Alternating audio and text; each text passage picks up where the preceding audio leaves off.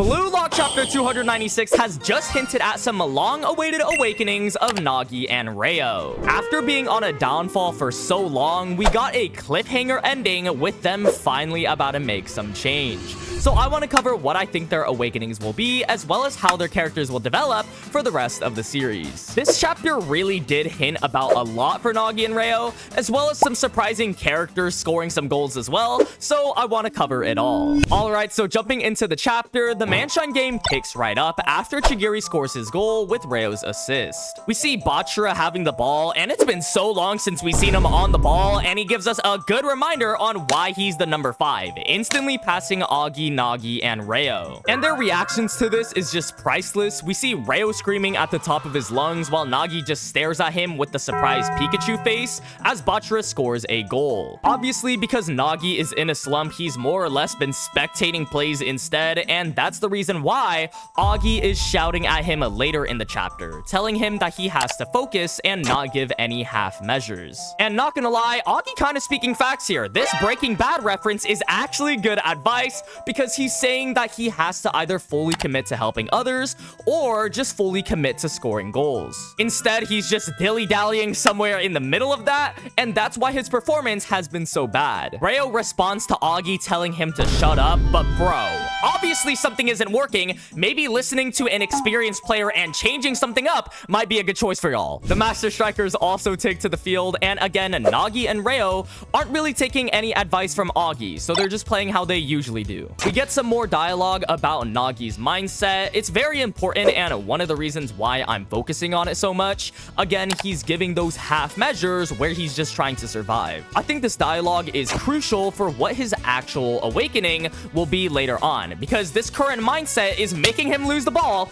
to Atoya. Atoya kind of appeared like the mystic man, and we see him sneak up and steal possession, leading to Barca going on their attack. Let's be honest though, Atoya gets all the stars and all the brownie points because he pulled off one of the best feats in the series, getting past a Master Striker. That in of itself is already crazy, but not only that, Atoya quite literally scored with Chris Prince on him. Did anyone expect this? Maybe the two Atoya fans, but I'm sorry. Everyone I know, including myself, downplayed this guy after that U20 performance, but now Atoya is actually looking like a solid character. I wasn't familiar with his game. He shut down all the hate. Cooking Chris Prince is some devious work. I'm surprised we didn't see a live Chris Prince crash out. Anyways, with Barca up 2-1, you see munchen is starting to worry as this mid-off of the century might end up with them being the losers of the NEL. Even this random NPC chimed in and told Nagi to lock in.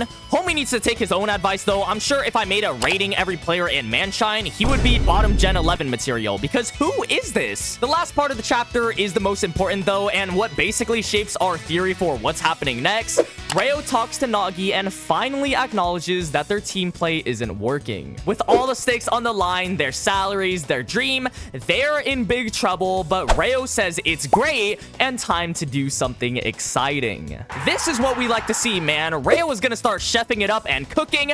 This guy really had a Bachira moment where they are down but gets excited because of that. We're followed by a panel of Reo with his chameleon mode and him saying that if they score a goal now, they'll be the center of the universe. Nagi looking like he got a motivation speech straight out of Attack on Titan, and the sparks return to his eyes, and Reo says to become the world's best with you, I can become anything. We get a little bit more dialogue with Nagi talking about how Reo is strong, and the blurb quite literally says they overcame it because they are together. So we're 100% seeing an awakening in the next coming chapters to get out of their slump. So with the chapter ending there, what does this actually mean? I feel like it's a little confusing because Reo says the team thing isn't working, but together they're gonna become the world's best? It sounds a little contradictory. It sounds a lot like the power of friendship. We didn't really get much from this dialogue, but this is where the theory comes in.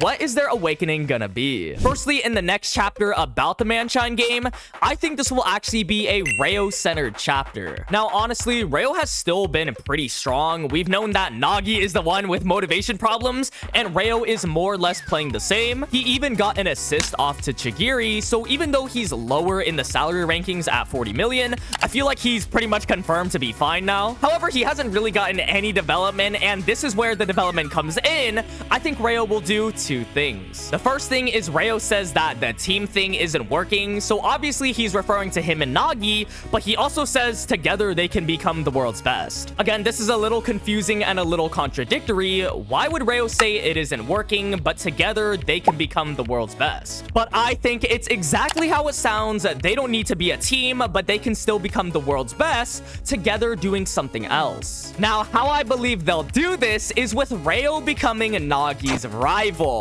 Now, how exactly this will work, I think Reo will start to become more of an independent player. We've seen Reo really put in some work in terms of striker feats individually.